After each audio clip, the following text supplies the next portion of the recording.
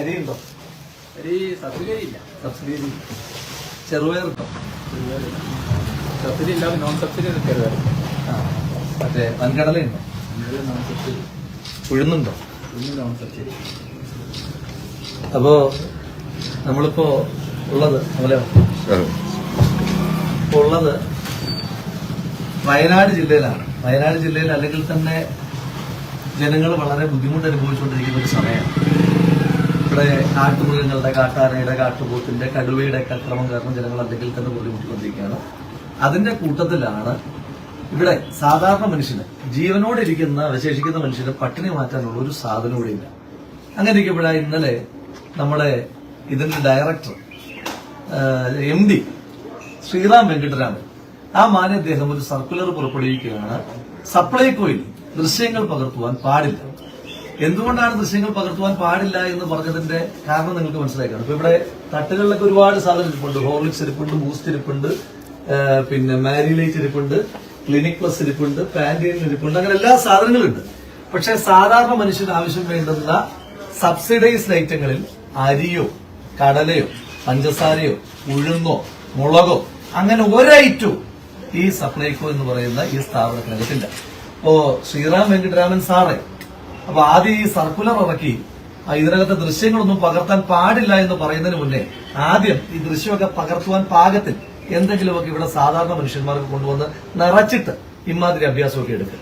ശ്രീറാം വെങ്കിട്ടരാമൻ ഇതിനകത്ത് ദൃശ്യങ്ങൾ പകർത്തുവാൻ പാടില്ല എന്ന് പറയുമ്പോൾ ഈ ജില്ലയ്ക്ക് ഒരു പ്രത്യേകതയുണ്ട്.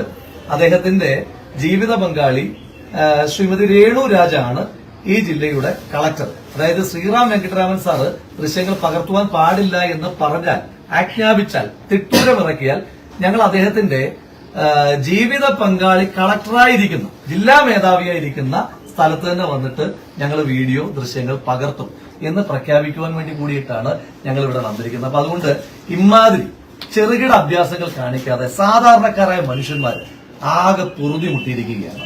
അല്ലെങ്കിൽ തന്നെ വലിയ വിലക്കയറ്റം. ഈ സബ്സിഡിയുള്ള ഐറ്റങ്ങൾക്ക് വലിയ തോതിൽ വിലക്കയറ്റാണ്. അരിയുടെ വില വർദ്ധിച്ചു, ഉഴുന്നിന്റെ വില വർദ്ധിച്ചു, പയറിന്റെ വില വർദ്ധിച്ചു. നോൺ സബ്സിഡൈസ്ഡും സബ്സിഡൈസ്ഡും ആയിട്ടുള്ള ഐറ്റങ്ങളിൽ പിണറായി വിജയൻ ഒഴികെ നാട്ടിലെ എല്ലാ സാധനങ്ങളുടെയും വില വർദ്ധിച്ചിരിക്കുകയാണ്. പിണറായി വിജയന്റെ മാത്രം വില വല്ലാതെ ഇടിഞ്ഞിട്ടുണ്ട്. ബാക്കി എല്ലാത്തിനും മനുഷ്യനാവശ്യമുള്ള സാധനങ്ങളുടെ വിലയാണ് കൂട്ടിയിരിക്കുന്നത്. അപ്പൊ പിണറായി വിജയന്റെ വില കുറഞ്ഞതിനകത്ത് നമുക്ക് പ്രത്യേകിച്ച് ആ തരത്തിൽ ആശങ്കയൊന്നും പെടേണ്ട കാര്യമില്ല. എന്തായാലും മന്ത്രിമാരുടെ എല്ലാ വില, മന്ത്രിമാരുടെ ബുദ്ധിയുടെ വില വല്ലാതെ ഇടിയുന്നതായിട്ടൊക്കെ വയനാടുകാരൻ തന്നെ പറയുന്നുണ്ട്. കാരണം കഴിഞ്ഞ ദിവസമാണല്ലോ ഇവിടേക്ക് വന്ന യുവാവായ ഒരു മന്ത്രി പറഞ്ഞത്, ഈ കാട്ടുമൃഗങ്ങൾ ഇവിടേക്ക് വരുന്ന ആടിനെയും പശുവിനെയും കോഴിയൊക്കെ വീട്ടിൽ വളർത്തുന്നതുകൊണ്ടാണ്, അത് വളർത്താതിരുന്നാൽ പ്രശ്നം തീരുന്നത് എന്ന് പറഞ്ഞ മന്ത്രിമാരൊക്കെയുള്ള നാടാണ്. അപ്പൊ അതുകൊണ്ട് ജനങ്ങൾക്ക് ജീവിക്കാൻ വലിയ ബുദ്ധിമുട്ടാണ്.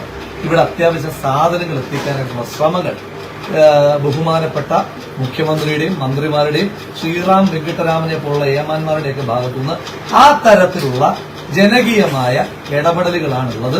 എല്ലാ സാധനങ്ങൾക്കും വിലക്കയറ്റം. അപ്പൊ കഴിഞ്ഞ ദിവസം എന്നോട് ഒരു ചേട്ടൻ പറഞ്ഞത്, ഈ വിലക്കയറ്റം ഞങ്ങളെ ബാധിക്കില്ല എന്ന് പറഞ്ഞു. അപ്പൊ ഞാൻ വിചാരിച്ചു, അപ്പൊ പുള്ളി വലിയ സാമ്പത്തിക ശേഷിയുള്ള ആളാണ്. പുള്ളി പറഞ്ഞു, മോനെ സാധനങ്ങൾ ഉണ്ടെങ്കിലല്ലേ വിലക്കയറ്റം നമ്മളെ ബാധിക്കുന്നത് എന്ന് പറയുന്ന അവസ്ഥ. ശരിയാ, ഇപ്പൊ ഇവിടെ വന്നു കഴിഞ്ഞാൽ ഈ നാട്ടിൽ വിലക്കയറ്റം, ഈ നാട്ടിലെ പുൽപ്പള്ളിക്കാരായ ഒരാളെയും ഈ സപ്ലൈകോയിലെ വിലക്കയറ്റം ബാധിക്കുന്നില്ല. കാരണം ഇവരൊരു സാധനമില്ലാത്ത സ്ഥലത്ത് വിലക്കയറ്റം ഉണ്ടായി കഴിഞ്ഞാൽ ആളുകളെ ബാധിക്കില്ല. അപ്പൊ അതുകൊണ്ട് ദയവ് ചെയ്ത് ഗിമ്മിക്കുകൾ നിർത്തി തട്ടിപ്പുകൾ അവസാനിപ്പിച്ച് ജനങ്ങൾക്ക് വേണ്ടി എന്തെങ്കിലും ചെയ്യാൻ നോക്കുക. പിന്നെ ശ്രീറാം സാറിനോട് ഒരിക്കൽ കൂടി പറയുന്നു, എടുക്കാൻ പാടില്ല പണമെന്ന് പറഞ്ഞാൽ എടുത്തിട്ടേ പോകൂ. കാരണം ഈ പ്രസ്ഥാനത്തിന്റെ പേര് യൂത്ത് കോൺഗ്രസ് എന്നാണ്. അപ്പോ ശ്രീറാം വെങ്കിട്ടരാമൻ സാറിനും എല്ലാ സാറന്മാർക്കും നല്ല നമസ്കാരം.